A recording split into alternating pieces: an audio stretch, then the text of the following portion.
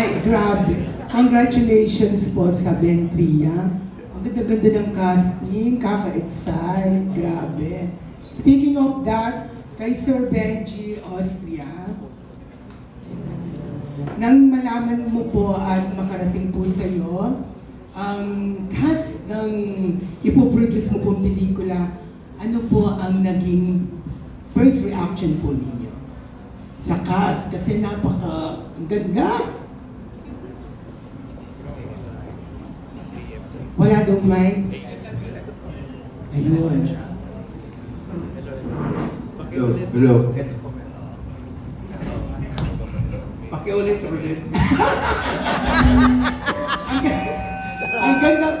Ang ganda po kasi ng casting ng ipoproduce mo pong pelikula.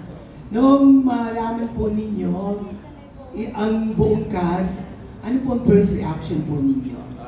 Nung present ni Direk yung script, Mahina po yung mic. Ayan. Hello.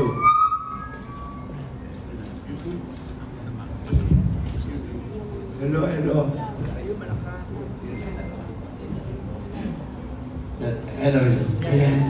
Medyo nagustuhan ko naman yung pag-present niya. So, maganda yung istorya. So, very overwhelming. So, ang tanong mo kung ano yung naramdaman ko. So, happy ako kasi before, pinangarap ko lang na si Direk Joel mag-direct sa isang istorya na ipoproduce ko. So, very challenging naman. So, thank you Direk na maganda yung yung present mo sa akin. So, with regards to casting naman, so present niya lahat kung sino yung actually yung babae parang nahirapan nata sila naghanap. So, a lot of times na naghanap sila ng pinakabida. So, thank you Rian na in-accept mo yung offer ng Bentria. So, happy ako na si Direk kasi dati pinapangarap ko lang talaga na sana magkaroon ako ng isang film na movie na madirect ni Joel Lamangan dahil alam naman natin na si Direk Joel isang batikan na director, award-winning director at saka kilala sa film industry. So, natupad na po ang pangarap po. Yes, of course. Okay. Sa tatlong lead cast, kay Rian, kay JC, at saka kay Tom, sino ang nasabihan nyo ng huwag mo akong iwan at ano ang sinabi sa inyo? Actually, I don't know that. Sagot. Kay Tom muna. Oo. Sino ang nasabihan mo na huwag mo akong iwan at ano ang sinagot niya? parang wala, pero Kung meron siguro si Popoy, yun ba? Hindi naman ako iniwan. Yeah, love you, Poy. Okay. Kay JC, Siyempre, asawa ko. nung sinabi mo yan, anong sagot niya? Ha? Nung sinabi mo, anong sagot ng asawa mo? Okay lang. Okay. I do. Hindi, yun yung... Siyempre sa wedding eh, di ba? Rian! Just like Miss Rita, akala ko din story ko nito. So, nung nakita ko kayong lahat, sinabihan ko yung handler, huwag mo akong Rian and JC kasi marami nakakaalam na kayo dati at saka naging love team. Hindi ka ba ito din? Sir Dennis, hindi gusto mo ko yung pinagsabihan. siko-siko dyan sa'yo. Hindi mo pinagsabihan, Sir Dennis, no? Hindi lang, hindi kaya, manumbalik yun. As love team na lang. Ang sweetness, ang love team, gano'n. Wala pa na, first time lang namin napagkita, so wala pa naman. After a long time, ngayon na lang ulit kami na magkatrabaho kasi di ba I transferred from different networks, so it's been 15 years since 2008 yan, or 2009. So, ngayon na lang ulit kami nag-work. So palagay naman ninyo hindi kayo magkakaalangan, no? Ilangan. I don't think so kasi siguro sa tagal-tagal na ng panahon, di ba? supportive partners, di ba, in life. Marami na rin kami pinagdaanan sa careers namin. So, I don't think so. Last na lang, kay G. Emilio, para kasing mapili ka na sa pagtanggap ng project kasi ang tagal na rin hindi ka gumagawa ng pelikula. Paano ka nakumbinsi na magbalik at gawin ang pelikula mo? Hi, Derek. Medyo siguro talagang napagod lang sa oras ng trabaho. Mas pinili ko isang mundo ko ngayon na ginagalawan, which is happy naman ako. And then yung pagtanggap, katulad nito, definitely, Joel Lamangan, hindi naman maabot ng alas 12 ng gabi. Isa sa mga medyo ayoko lang talagang oras. And then, sino bang tatanggi kay Joel Lamangan? Si Direct Joel Lamangan, isa sa mga nagbigay sa akin ng maraming awards na ginawa ko pelikula sa kanya. Thank you, Direct Joel.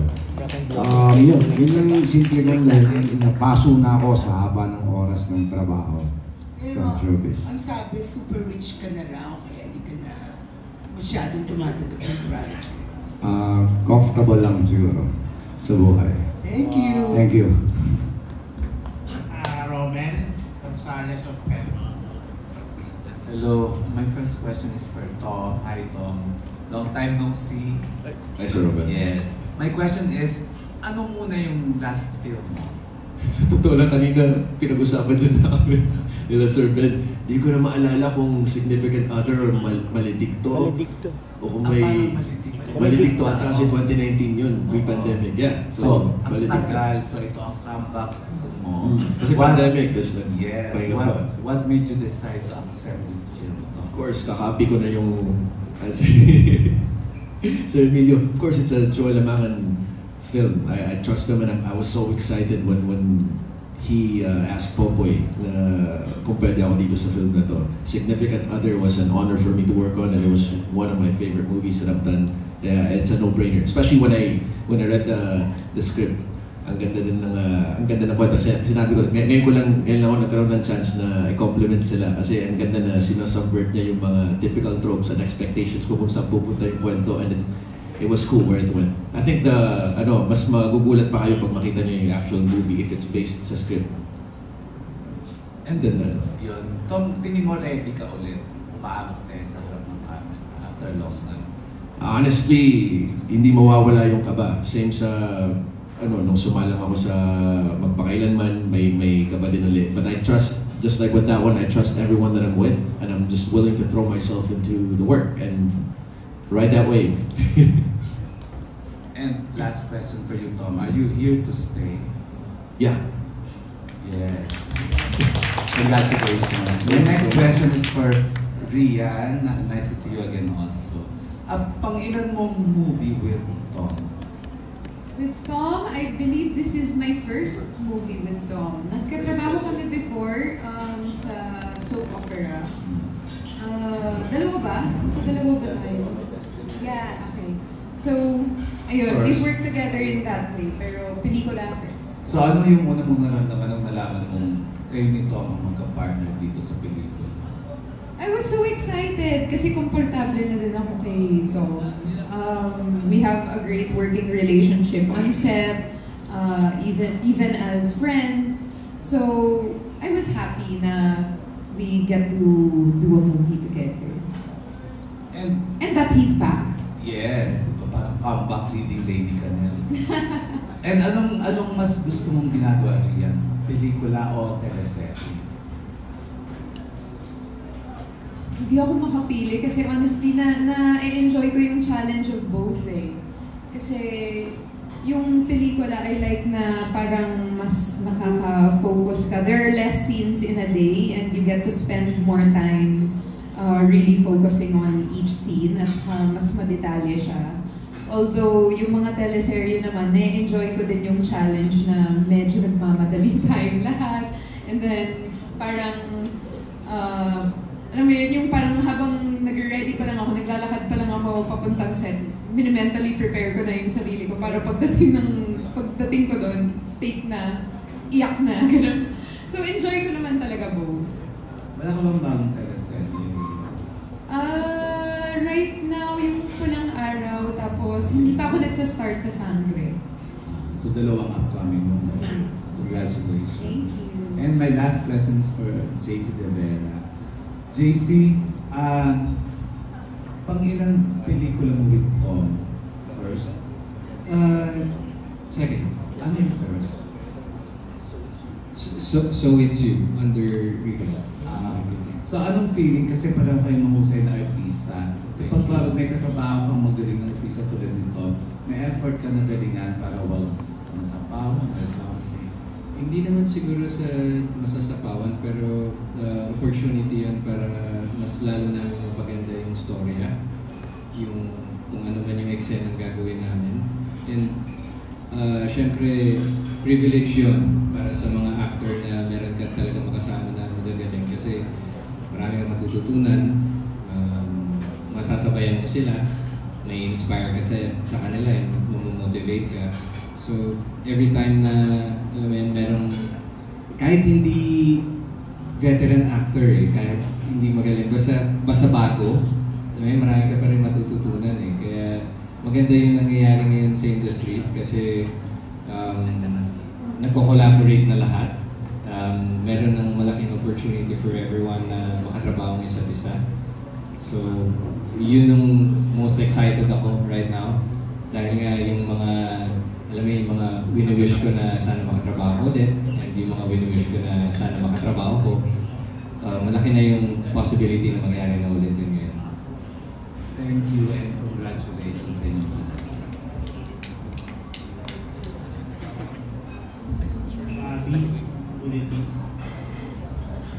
Gandang gabi po. Direk, na-mention kanina ni engineer na parang nahirapan kayo sa female lead. Ano pong sa pagkuha ng female lead? Hindi ko naintindihan, ano? Kanina na-mention ni engineer na parang nahirapan daw po kayo sa female lead star ng movie. Oo, dahil namimili kami ng totoong dapat doon sa role. At napili namin si Rian. Kasi mahirap yung role. Kinakailangan mo talaga ng isang actress para doon. Kaya, napili namin si Rian. Mahirap mamili ng artista, lalo na lead. Kaya naging masyado kaming mapili hanggang mapapunta ako kay Rian. Dahil napanood ko na si Rian sa lahat ng mga ginawa niya, hindi naman ako bago kay Rian. Bagamat ito ang kauna-unahang pelikula ko with Rian, I've seen her works at mahusay siyang artista. Gusto ko talaga siya makasama. Thank you. Rian, reaction mo sa sinabi ni pressure ba? Thank you! Well, slight. But it's a good thing. Sa lahat naman ng ginagawa ko, it's good pag medyo ninenervyos ka. I find it to be a good sign. I'm so grateful to be part of this project and to have this role and to have this opportunity to work with everyone here at the table, especially Direk Joel. Imagine sa 18 years ko in the industry, hindi kami nagtagpo, hindi kami nakapag gumawa ng pelikula or showman lang. So, I was really surprised when I got the phone call from my manager na nakukuha kami ng inquiry. Parang nagulat talaga ako, hindi ko in-expect. Tapos sobrang madaling-madali ako sa pagbasa ng script. I wanted to know na kagad everything about the movie, about the role. So, I can just say I'm very excited and I'm going to do my best. Start na shoot ng pelikula. Kailan po ang start na pag-shoot ng movie? Opo. Shooting na. Baka next week. April 14, 15, 16, whatever. Second week of April. Inaayos pa namin ang schedule dahil napakaraming artista. We have to fit in all the schedules of the actors. Hindi lang namang isang artista ang i-fit in mo. Marami. So we're still doing something so that we will be able to accommodate all the schedules. Pang film fest po ba ito? Oh, that's not a bad idea. Hindi ko alam. Pag-uusapan kong film fest. Okay, last question. For Tom, kay Tom, kay Rian, and JC, kasama rin si Derek. So, what would you say your greatest lesson when it comes to love? Ako? What is my greatest lesson? It will take eternity if I explain that. Alright? Mabuti na lang pag tayong dalawa, we talk alone time. Bring to the lesson. Okay, kay Tom, kay Rian, and JC. General question. Greatest lesson when it comes to love so far at this point? Hindi ko alam kung greatest kasi syempre ngayon ko lang inisip yung question. Ako pag uwi ko, iba din siya. Pero right now, Yes, right now. feeling ko, na sobrang importante na kilalanin mo talaga yung sarili mo, 100%. Para alam mo kung ano yung mabibigay mo sa iba, ano yung alam mo din kung ano yung gusto mo. Rather than, alam mo yun, kasi minsan we get excited about the idea of love rather than the actual person. And to love someone 100% means pati flaws nila, everything. So dapat kilala mo sarili mo para makilala mo din yung isang tao. JC? Same question.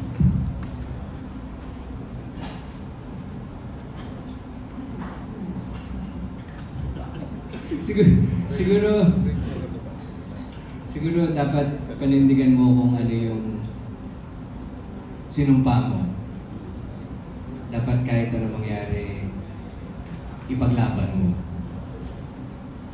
Kasi yung love, it takes two to tango, di ba? Kapag yung isa sumuko, then titigil na yung relationship. So, siguro dapat pagpatuloy mo lang yung sinumpaan nyo ng partner mo, ipaglaban mo kung ano yung nararapat. Hindi ako naniniwala sa ngayon na dapat kang sumuko, walang reason. Kasi alam mo naman yung kasabihan ng mga matatanda, di ba? Hindi yan parang kanin na mainit na kapag sinubo mo sa bibig mo, iluluwa mo kagad, di ba? Parang ganun. So dapat paghirapan mo siya, ipaglaban mo, at ipagpatuloy mo lang yung mga dapat na magagandang bagay para gumanda yung foundation ng relationship. Can agree. It definitely is a two-way street, love. Hindi lang dapat ikaw isa yung lumalaban. But the biggest lesson I think I've really learned from it is you really have to imbibe and live in that vibration of love. Kasi kung puro takot, kaba, fear, anxiety yung itatanim mo, insecurities din yung babalik sa'yo. At kung yun yung anihin mo, dun ka pa mas mapapasama minsan. Dun pa magkakaroon ng problema. Kaya you really should focus on that love. Maraming salamat po.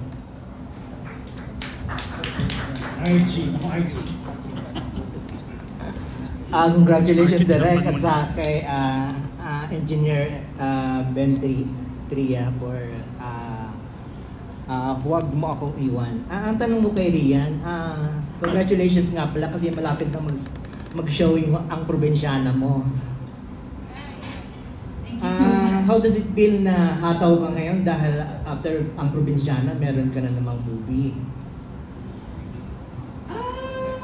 Actually, hindi ko naman masyadong nararamdaman na super hataw-hataw ngayon. Lahat naman, nasa schedule kasi namin ng maayos. Kaya, every time I do a project, it actually feels like yun lang yung ginagawa ko. So, ayun, pagsimula nito ng huwag mo akong iwan, feeling ko ganun din yung magiging effect sa akin na ito lang ang mundo ko and hindi nag-exist for now yung mga iba kong ginagawa. Ang Ang next question ko ay sa producer, kay Engineer Tria. Do you expect this movie to be as multi-awarded as Bracken Blossoms? Siguro, right now, I don't expect. Pero, hopefully sana kasi Direct Joel Laman is a good director. So, sana magkaroon tayo ng award. Wow. Before my first movie, a lot of awards also we have. Mm-hmm. So, I think so. So direct, ano yun, pressure po on your part kasi yung unang pinroduce ni Engineer ay umani ng napakaraming awards. Ang alin? Pressure ba sa iyo yun? Kasi yung unang pinroduce ni Engineer ay umani ng napakaraming Unang awards. pelikula ko this year? Hindi, yung unang pinroduce ni Oo. At natutuwa ko doon. No. Kasi, hindi ko naman ina-address na magkaroon din ako ng award. Kasi sanay na ako doon. Wow!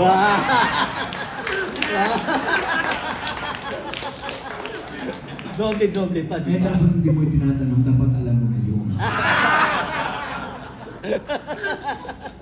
Oo, syempre may pressure. Kahit sa anong pelikulang ginagawa mo, may pressure. Ang pressure mo hindi lamang sa award, kundi sa panonoodin ba ng maraming tao. Kaya kinakailangan ko kayong lahat na ipamahagi sa lahat ng manonood na panoorin ito, lalo-lalo na sa iyong IG.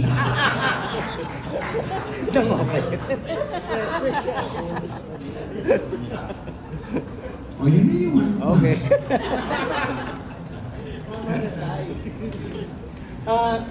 Yung premise ng, tapos ang last question ko para sa cast, sa major cast.